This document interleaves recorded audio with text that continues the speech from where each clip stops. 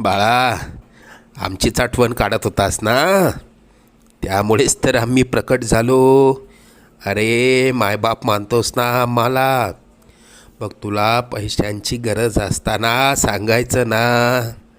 कोणापुढेही हात पसरू नकोस. लोक 2-4 हजारांची मदत करतीलही, पण तुझ्या मागे सर्वांना तुझी मजबुरी हसत सांगतील. आता तुला कोणापुढे हात पसरण्याची वेळच येणार नाही. तू आजपर्यंत भरपूर दुःख सहन केलंस. लवकरच तुझ्या रडक्या भाग्यात सुखाचे दिवस येतील. तुझ्या मनात असलेली इच्छा पूर्ण होऊन अक्कलकोटला पेढे घेऊन येणं होईल.